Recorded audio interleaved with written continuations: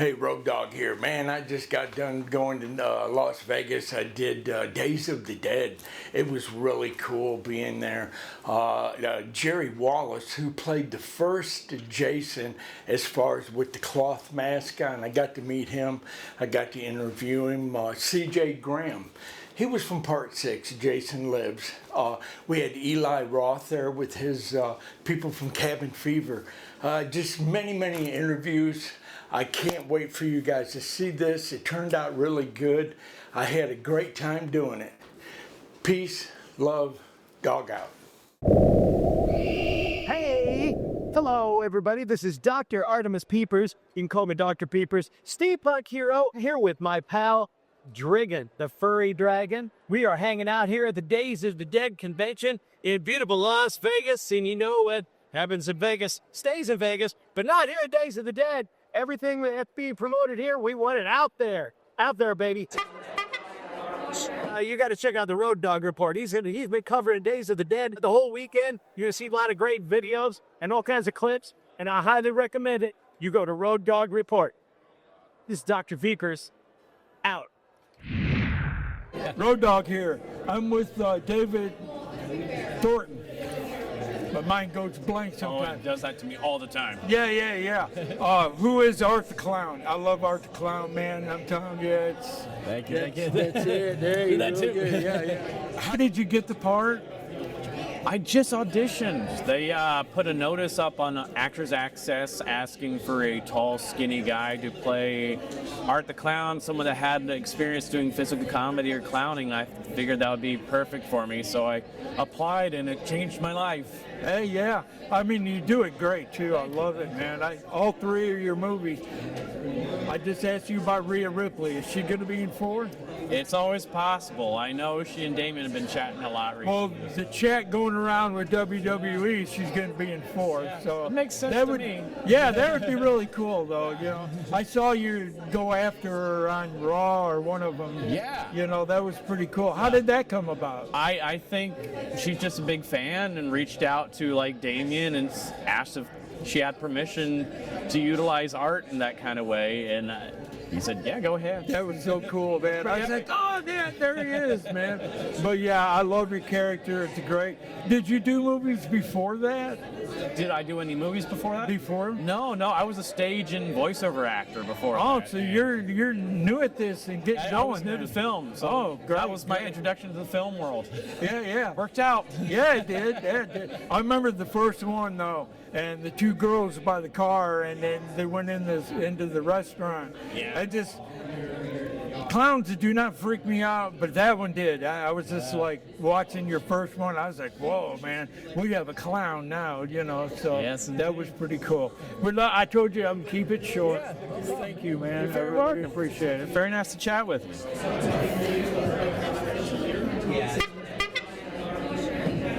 Cool. Road Dog here. I'm with JC. Kane Hodder here, brother. Kane Hodder. JC. CJ. Thank you very much. I'm getting it right, man. Go ahead, brother. Sorry, but no, it's cool, man. Gotta have some fun. Yeah. All right. Tell me about Jason Lives. How you got it? I was really lucky that, this is 40 years of Friday the 13th, Part 6. Shot at 1986, 2026. For those of you that don't remember, number one movie that year was Top Gun. We were just a B movie. And here we are 4 decades later, still. Everybody knows Jason. It's become an iconic figure worldwide. So I've been extremely, very lucky to be part of this franchise, period. I know a lot of people have made a lot of movies over the year, and they don't get the recognition we do for wearing a hockey mask. I get to be one of the OGs. You got Leatherface, you got Michael Myers, you got Freddy, you got Jason. The 80 original slasher. So I love the 80s movie. very lucky, man. I was running a nightclub in LA and just kind of fell into it. I mean, really, just that lucky, fell into it, did all my own stunts, did all my own acting, everything. And here we are today, 40 years later, still talking about it.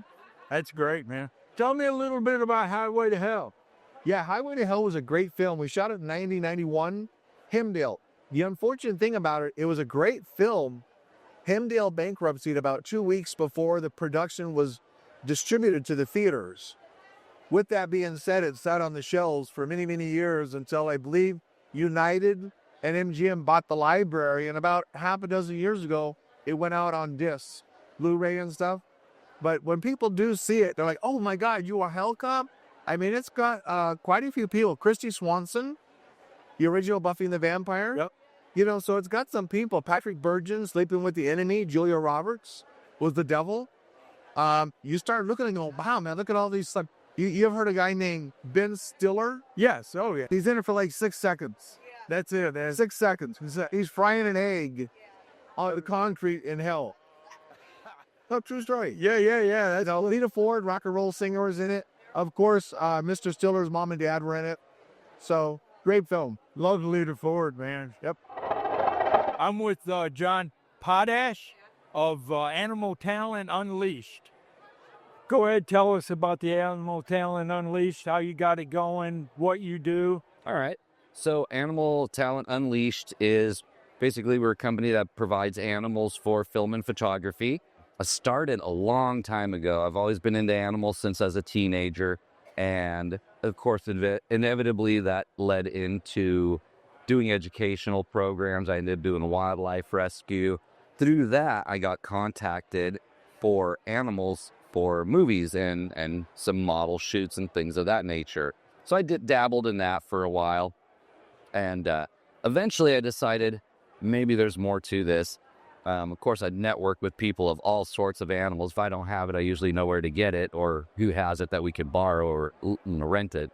So yeah, that just kind of started blowing up probably about 10 years ago. And then, of course, that led me into a situation where I got thrown in front of the camera for a movie role, which that's where I caught the bug. Which ones were you in? Oh boy, I've been in a ton of movies now over the years, yeah. My first one where I actually got in front of the camera was called Senior Cut Days. And I jumped in for a role because somebody didn't show up. Little did I know he's going to have me wrestling a guy in his underwear. But it was still a lot of fun. And then, of course, you know, from there we developed other scenes and roles using animals. And it just kind of all went from there. And now I'm actively doing acting and animal talent. We also do wildlife safety for sets as well, where we'll clear sets in animal-prone areas and stand by in case a snake wanders in or some other wildlife that needs to be removed. That sounds cool, man, what you do. When I walked by, if you remember, I asked you if you had done it for just for a week. Because they walk up on the rattlesnake and they wanted to keep it in the scene, so they hired one to bring it in. So yeah, that one wasn't me, but we've done a lot of things like that. Here, I'm with David Naughton, so I'm American Werewolf, my favorite werewolf movie. I loved it, man. Tell me a little about it, how you got it. Yeah, well, you know, many moons ago, back in 1980, my agent at the time gave me the call and said, hey, I've got a meeting with John Landis, who's doing a special movie that he wrote, and he wants to meet you at his office at Universal Studios. There's a drive-on pass, so I get to drive my car on the lot, park in a special parking place, go in and met this guy who's 30 years old, going, hey, so what's up, you know? He knew me from commercials that I'd been doing, but we had a nice chat. I told him I had gone to school in London and I knew England somewhat. He goes, well, here, he handed me the script, said, read this, call me tomorrow at my office. I called him the next day. He goes, well, you want to be a werewolf? I went, yeah. What's that mean? He goes, well, he wrote down the address of Rick Baker's shop. He says, go over and meet Rick right away. He needs to get started on the makeup. This was in like October of 1980. We started shooting in England in February of 1981. And the movie came out in August of 1981, really fast, start to finish. I met you, we talked about this the other day, maybe 20 years ago, Novi Expo, I met you. And the picture I got then, you were changing, but you were down on the floor and it was a black and white photo. I loved it, man. It was really cool. Do you have a story, something happened, maybe something funny or during filming or? Well, yeah, I mean, we had a number of different things that would kind of But there was one day I remember with Griffin Dunn, who plays my friend Jack, he was made up in, one of his decomposition makeups that Rick did. And I had all this hair on from a preliminary transformation. And we left the set and went out on the street. And people were walking by us like, what is wrong with these two guys? Because we were in makeup. I mean, it was scary. But that kind of stuff happened a lot. We were, I was in the zoo. We were at Regent's Park Zoo, where I'm running around naked in this zoo. And I go, why do we have all those extras over there up on the hill? They go, oh, those aren't extras. The zoo's open. I mean, that kind of stuff was happening all the time. Wow, that's cool. How you doing? My name is George Franzakis. I'm one of the co-owners of Immortal Masked in Hollywood, California. And we're at Monster Palooza, and this is our booth setup. And we are the world's leading company in silicone masks. And you might be wondering what a silicone mask is. A silicone mask is, well, basically it's the Mission Impossible mask. It's made out of a material, platinum silicone, that moves like skin, so the mask will move with your face. They're on the expensive side. It's mostly because of the product. Platinum silicone is an actually pretty expensive product. It's about 10 times more than latex, which is our typical Halloween mask is made out of that. But the cool thing about these is they work like an overhead prosthetic. It's like a complex makeup application that you'll put on in like less than 10 seconds, and it'll move with your face, and you're a character right away. And we brought today about 300 masks to the show. And we could have brought more, but it's Halloween and we're slammed taking orders, so we were able to get these ones out here. And then tomorrow they're going to go in our in-stock sale. So if you're a fan of Immortal Masked, look for some of these masks in our in-stock section. I'm standing here with Jacques Mercier, and did I get it right? It's Mercero. Mercero. Okay, I'm sorry. Tell me about your movie you got playing here. Okay, the movie is the Head Harvester. Basically, these books started off as screenplays, and I quickly learned in the screenplay, starting to study that and learning about writing screenplays, that a screenplay has a shelf life of about 30 seconds. You can even win an Oscar. They have an Oscar series of screenplay writers. We've got 5,000 submissions. And, the top 2 scripts that are chosen don't even get made. Because that's not how that business works. Yeah. And so horror is one of the few, probably the only one, that you can actually have. You don't have to have a star in it. You don't have to spend $5 or $7 million for a star so that you get attached the star to a script. The studios don't even really care about the script. They just need the star. If they get, Brad Pitt or Margot Robbie, it's already sold before it's even made, and they've made their money, and they're a hardcore business. Yeah. For artists who are trying to do independent stories and things like that, it's much easier to get distribution if you have a horror movie. So I got into horror. I always loved horror. And so I really started to study that, and I was thinking, I really want to come up with a creature. I love Wolfman, but there have been incredible Wolfmen, and so it's really difficult to try and do a Wolfman better than what's already been done. I mean, American Werewolf, there's been tons of great vampires, done a lot, done really well. Zombies, you need a ton of people. So I thought, Scarecrow. I always loved the idea of a scarecrow. And I started looking into some scarecrow movies, and it's never really been done well, in my opinion. I'm sorry for people who love, some of the scarecrow movies out there, but I just don't think any of them are really up to snuff. I think the closest one would be Jeepers Creepers, but that's not really Scarecrow. Not really at all, but takes place in Kern. So I thought, well, Scarecrow, I could actually come up and build a scarecrow creature myself. And so we fabricated a suit. My wife helped put things together as well. And the idea was to produce a short that we could at least introduce the creature. And hopefully, once we were to finish a full-length script, a feature, then we would have something to show for it and some, some actual, hey, we can actually shoot and do this whole thing. So we put together the Head Harvester, and it's essentially the elevator pitch is it's a scarecrow slasher movie that turns into a Heinz ketchup commercial. So, okay. I noticed signs come up there at the end as it was going. I was like, okay, so. And we submitted it to a bunch of festivals. We got into a few, But the thing is, what also I'm a member of the HWA, the Horror Writers Association, which is a worldwide organization that, you know, people like Stephen King and Anne Rice, all the greats at one point, joined up with this thing. So that's where I really wanted to start learning the craft of horror writing and storytelling, and it's been wonderful. So they've been incredibly helpful, and the horror community is just like the best. I mean, you know, everyone just gets along so well, and, you know, introverts are, I think, love it most of all. Yeah. Because you just find your crew, right? You find your tribe. And then this is my newest book, The Bedmate, and this essentially is a possession, sort of a turn the Exorcist story on its head. And the log line of this is basically a supermodel good looks, her lean body sculpted from years of mastering the martial arts. Cara LeCun's thick blonde hair, sizzling blue eyes, and shapely lips attract more than her share of wannabe lovers. Yet behind the physical illusion of health and vitality, she wages a fierce battle to hold on to her sanity. Perhaps the demon that haunts Tara at night is only a nightmare caused by temporal lobe epilepsy. Or is she a lover, or is he a lover from a life lived long ago? Ultimately, she must face her fear to discover her true destiny, to realize that her affliction is her superpower.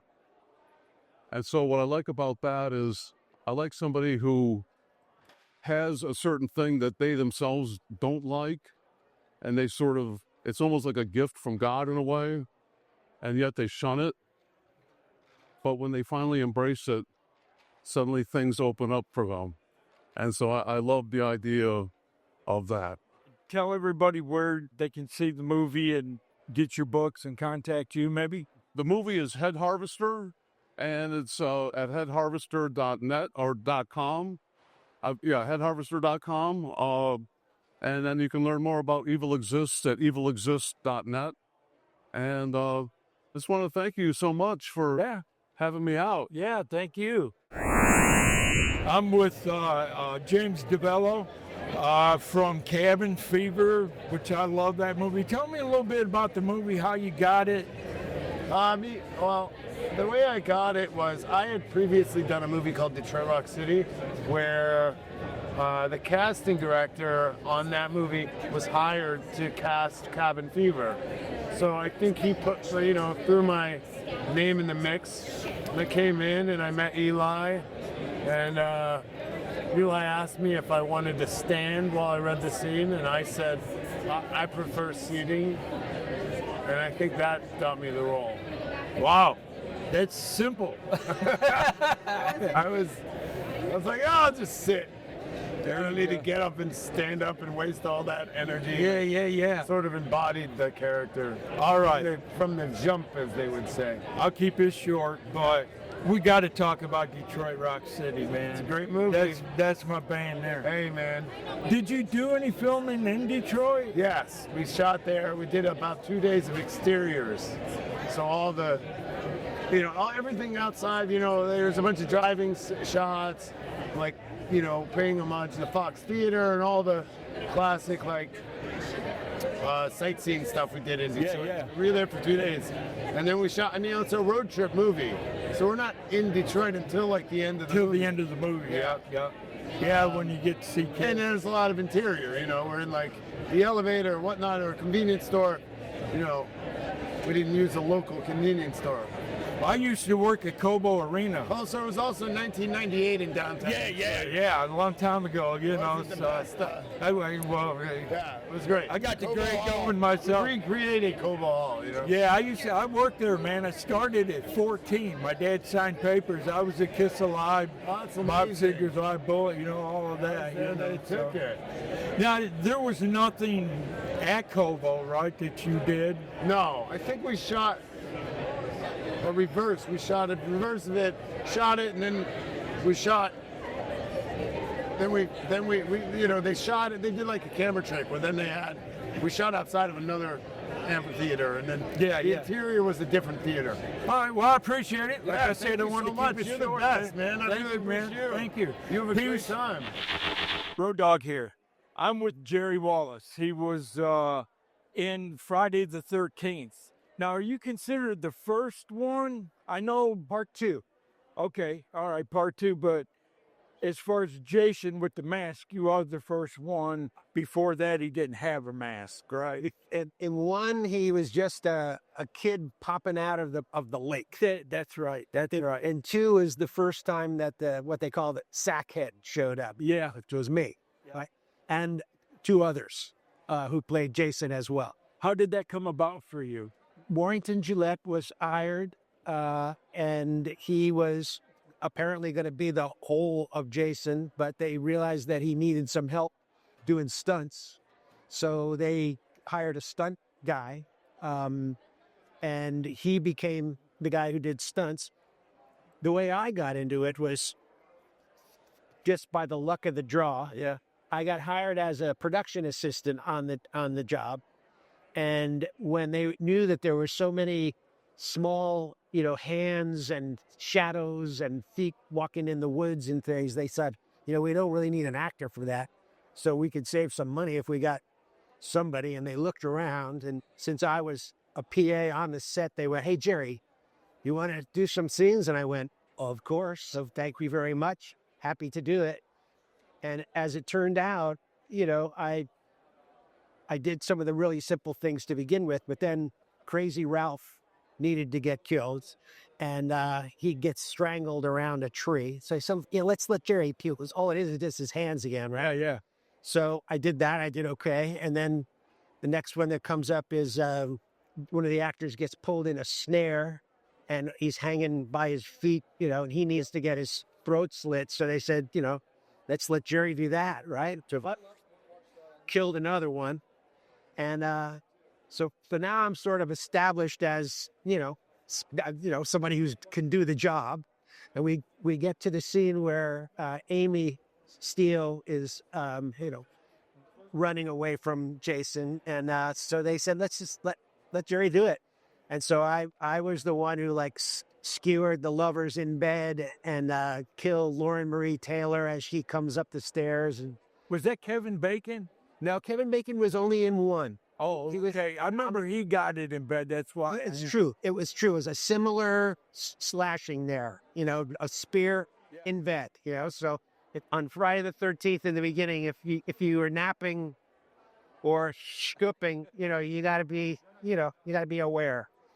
So I ended up, I crashed through a breakaway window chasing Amy. Yeah. So as a result, I got a credit as the Prowler. But as it turns out, I had 5 kills. Yeah. That's great. Now, is that the only one you did? Was just part 2, or? It's the only one I did. Because as I mentioned, I was hired as part of the crew. Yeah. So I went back to New York, where I live in Manhattan, and I was looking to get into the film business, but in the production side, and that's what happened. People from Friday the 13th Part 2, recommended me to other people, and I worked my way through the system and worked for 18 years out of New York in film production. So is this the only movie that you did, or? It's the only movie that I was in front of the screen. Yeah. Right?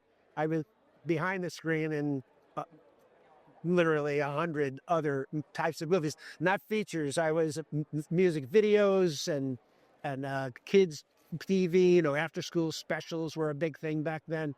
I worked in corporate films and comedy shows, and, I was a production guy. Yeah. Well, I appreciate the interview. Like I said, man, I love Friday the 13th. Jason, you can't get no better than that, so. Remarkable longevity, right? I mean, Yeah. Jason is just, I was out of, this is my 3rd convention, right? And so I was, for 45 years, I was not aware of any of this, really. I was doing my own thing. And then I got called up by a booking agent who just tracked me down and said, "Hey, this is what's happening." I went, I'll give it a shot. Why not? And so here I am, you know, So it's third time? my third convention. You enjoying yourself? Oh, it's fun. It's fun. You know, people are really nice. And, you know, it's not hard labor signing your name and getting paid. Yes. Well, that's like the Road Dog Report. This is my third horror convention. So I've just got into doing these, you know. I thought, well, hey, go and talk to everybody, and I can get quite a few interviews in one show, you know. So Yeah. it works out good. So I'm glad it's working out good for you. Yeah. I appreciate the interview. Thank you. I'm with Carrie from Morlock. Warlord Clothing. Warlord Clothing.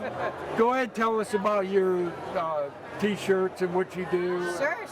So we are just a retro core and just classic take back to the things that I loved growing up.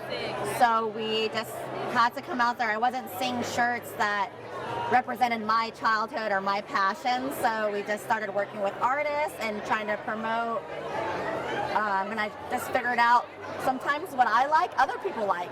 Yeah. So now we made it a full brand here, and we just have so much nostalgia. When people see our shirts, it takes them back. For instance, this one here is one of my favorite designs. This is our Pee Wee Hermes design, and we managed to turn a kids movie into a horror design. That's cool. I like love that one. Tell him Large Marge sent ya. Now, how many shows do you do a year? Oh gosh, I mean, let's narrow it down to a month. I try to literally do as many weekends as I can. Yes. As many as I can. So we travel. I've even traveled worldwide for shows, as far as France, Mexico City, but really we like to do California, Arizona, like that, you know, about a 12-hour driving distance. We're located ourselves in SoCal. That's about what I do. I live down in Bullhead, so Oh, okay. yeah, I try to stay out in the areas. So I've seen you at Monster Palooza and Mad Monster Party in Arizona. Yes. So making the rounds. Yeah. Do you do online? So we are actually 100% an online store. We don't have a brick and mortar. We have a little mom and pop warehouse.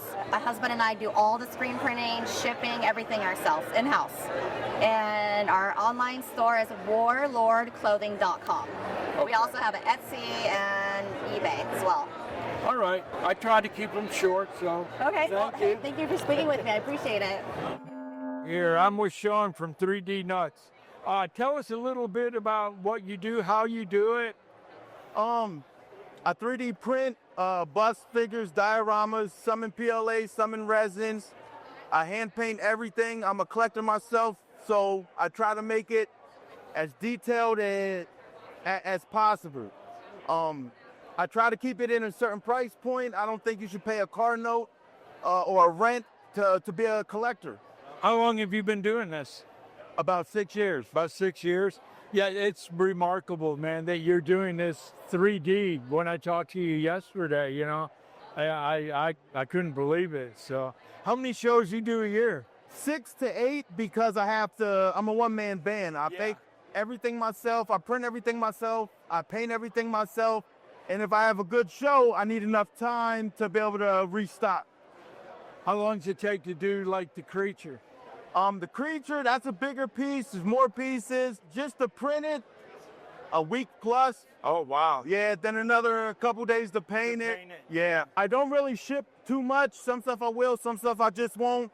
But you can check me out on Instagram at 3D Nuts, NUTZ 360. Okay, cool. All right. Thank you, man. Appreciate it. I'm standing here with Joey Kern. I really appreciate the interview. Thank you, sir. Thanks for that. Tell me about Cabin Fever. So yeah, Cabin Fever was a movie we made back in the aughts. I think it was 02 when it came out. We made it in 2001 in the fall in North Carolina. Eli Roth, I knew from college a bit. He was my brother's RA in college, and then that's kind of how I met Eli and his brothers. Then I got an audition for this and got my way into the movie. Well, that's cool. Now, Was it your first movie, or did you do some? No, I'd done a couple other movies. A movie called Super Troopers, and another couple of little independent movies and things like that. I was doing a lot of theater in New York. Do you have a little story of something during cabin fever? Yeah, there was a time when I had used this handkerchief was something I wanted to bring in for my character because I just feel like he was kind of going to be have phobias about the germs, like that. I think it kind of paid off now that COVID has come around. Yeah, that's that's true. But I ended up having to use it to kind of cover my eye because I had a couple incidents where I got hit in the eye. Oh wow, what happened? Well, one time when the hermit's in the car and I go to break the glass, they had put the charge up too high, and that glass shattered in my eye. So I went the night in the hospital. So how long did that affect you? That affected me for a day, and then the medicine. Then a couple other things happened with my eyes, but then I got hit in the eye and I got a black eye. And so half the movie you can see, and they only show like one side of my face because I have this huge black eye on the other side. I appreciate it. I said I'd keep it short. Yeah, I try to keep it short. Yeah, Sure, dog. Peace and love, dog out. Thanks, guys. Hey, Road Dog here. I'm sitting here with Keekee Suki, and I just met him today here at Days of the Dead, and found out he's an actor, and I told him I'd do an interview with him, find out what movies that you have been in. So go ahead. What's the latest movie you were in? So our recent film that we just dropped was Don't Break the Rules, and it's actually Skate to Hell, which I came here for the red carpet. Sean Phillips, Eric Roberts, Robert Lasardo, Todd Bridges. We had a lot of amazing actors in this film. Oh, cool. All right. What got you into acting? How long have you been acting? What have you been doing? I've been in the industry 20 years. I grew up in Kauai. I'm from the Hawaiian Islands. Kerry Tokugawa came to our high school when I was in high school, and he was my inspiration to become an actor. Oh, cool. Yeah. All right. Yeah, I did a movie not long ago. Well, it's been 3 years ago now. Just for a week. We were bikers. We rolled in. Okay. Kicked this guy's ass and left. That kind of thing. Nice. Just for a week. Was that a Mahal Brothers film? No, it's Jason Michael Allen. Okay. Yeah. Do you know who he is? I've heard the name. Yeah, Okay. absolutely. Yeah, he's like an independent. You know. Okay. And I saw an ad that he had, and I called. Well, actually, a friend of mine saw it, and he's like, "Hey, man, you need to get a hold of this guy." So I sent him a picture of me and my bike, and man, he called me at 7 o'clock next morning. I don't get up till 1-2 o'clock. So tell us about some of your other movies. So we had Last Radio Call. That's on Tubi right now. A Town Full of Ghosts. It's on Tubi as well. And The Legend of El Chupacabra, which I played the Chupacabra, and Doc the Shaman, is also on Tubi. So definitely get out there, check that out. Skate to Hell will be released on Amazon Prime and multiple streaming sites all across the world. It's going to actually go international. So check that film out. I played Dakota. I had the great opportunity to work with Sean Phillips in that project. And I've got a couple other projects coming up, but I can't tell you about those, but they will be out soon. And that one, the next project, will be actually out on Netflix. Okay, cool. So you've got 3 or 4 on Tubi right now. I've actually got 7 films on Tubi right now. So did you name them all? Not all of them. Okay, so we have Dog's Life on Tubi. We have Don't Break the Rules on Tubi. The Oldest Posse, if you love your westerns, it's a great western. Serial Rabbit 7, which is a very, very funny, if you love parody types of films, great film. Albert and Claude is another film that I did that's out of Jacksonville, Florida. Amazing, funny film. And Jingle Bell Ranch is on Tubi, so check me out on Tubi, guys. Jingle Bell Ranch. Okay, come on, I got to hear this. Jingle Bell Ranch is a film about a family of that got separated. They end up coming together after a passing, and they have this ranch, and they end up turning this ranch into an event center that they have crazy, wacky moments, and I happen to be Ted the farmer on the ranch. That's cool. Now, you said Chupacabra? Yeah, it's a Legend of El Chupacabra. What is that? It's a dark comedy. Yeah.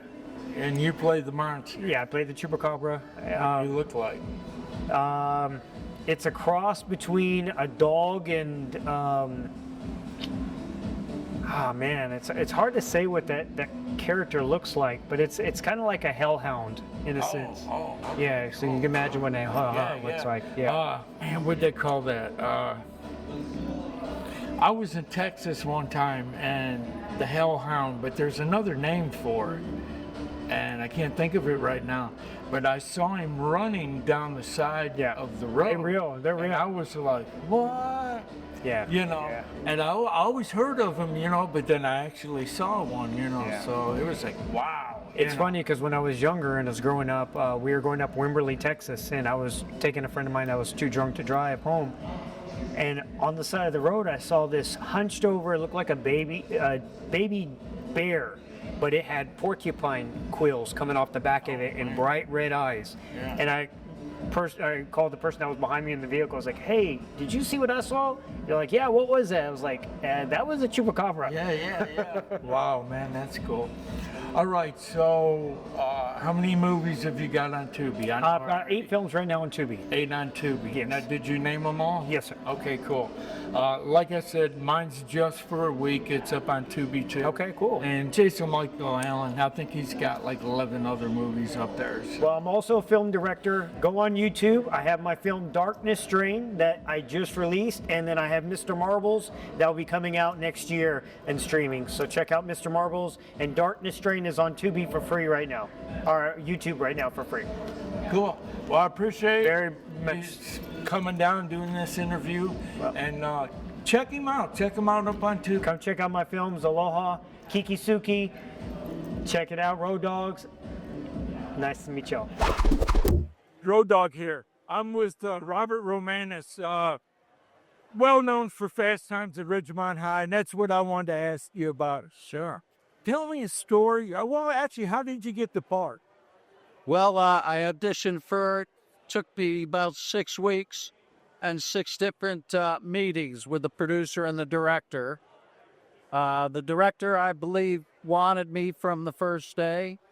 The producer thought maybe I was a little too old, so they kept battling over it, and I kept going back and going back and going back, and finally I said, I really don't want to come back again. Yeah. And that's when they offered me the part. Nice. Do you have a story, something funny, something you could tell, something that happened during filming?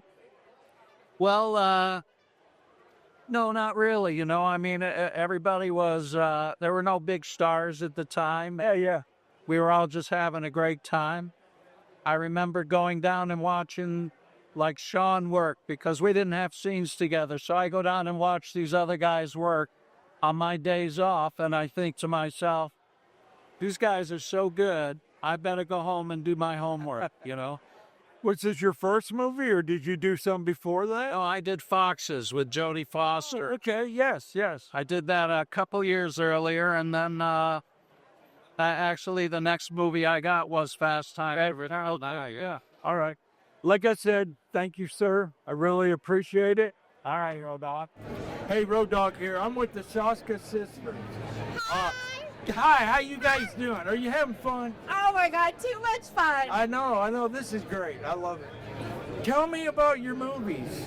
How you got into it. Failed actresses, proudly failed actresses. We started acting around the time of the Olsen twins, but we ended up making our own film called Dead Hooker in a Trunk, where we wrote, directed, produced, and did pretty much every job. And then we realized, oh my God, I love directing, because as an actor, you beg for work, but as a director, you get to, give people opportunities, including yourself if you want to act. Yeah, and also I'm a crazy control freak. I always wanted to be in control of what the movie was about, and then writing, directing, producing, and acting in it. Yeah, and then from Dead Hooker in a Trunk, nobody wanted another Grindhouse movie from us, and they're like, you girls can't do shit. So my parents remortgaged their house to invest into American Mary, which made us hireable for the rest of our lives. Thanks, Mom and Dad. I also got to blame my mom. My mom loved horror movies growing up, and she watched them all with us. We read Stephen King and Anne Rice, and she told us not to scare the normal kids because they're not cool yet, but it was like we're the Addams kids growing up. Yeah, 100%. That's like me. I love horror. It just reminds me of hanging out with my mom. It doesn't feel scary. It's just always funny. Yeah. Cool. And horror people are the nicest people on the planet. I feel like I'm at summer camp right now saying hi to all my friends. Yeah, that's great. It makes it. these conventions make it fun. Yes. And what I've noticed since I've been doing them, it's helped my channel a lot, like meeting you guys. I meet everybody, then I come around again. Hey, Road Dog, because Road Dog is an easy name to remember. Road Dog's a great name. And we love streamers. YouTubers are the new independent filmmakers. We respect the shit out of you guys. You guys are new media. It's cool. I've been doing it about a year, so I'm still growing, trying to get everything going. Please subscribe. You're gonna get a follow. We're gonna follow you, not to be creepy. Good, great. Are you vampires? We are Hungarian. I do have fangs. Do you? Yeah, you do. That's cool. Yeah, that's my favorite is vampire movies. Oh, wow. You'd probably like our film Rabid. It's about a biological vampire, and it's a remake of David Cronenberg's second movie, where he did a movie about a biological vampire played by Marilyn Chambers. Where can I see it? Oh, free on Tubi. Free on Tubi. All our movies are free on Tubi. Okay. And Arrow is playing American Mary right now. Oh, great. Okay, so if I go on Tubi, could I just put in Soska Sistera? and it'll come on? Hell yeah. Okay, good. That'll work. Works for you guys too. I was in a movie about 3 years back just for a week. Oh wow. And we were bikers. We roll in and They we cast you as a biker? yeah, really. But we roll in, beat him up. It was him and his sister. They had to stay in the Mojave Desert for a week, with nothing. And I ended up being friends with the star in it, Chris Robinson. And he was on General Hospital years ago. And I ended up getting real close with him, and he passed just about 2 months ago. He ended up being like a dad to me, so it's kind of hard, I'm so sorry for your loss. But I want to thank you, and I'm going to take a few pictures of your stuff, and I'm definitely going to check out your movie. So Thank you, Road Dog. Thank you, Road Dog. It's an absolute pleasure. And thank you, YouTube subscribers. Thank you for watching. Bye. peace, love, dog out. Dog out. Dog out.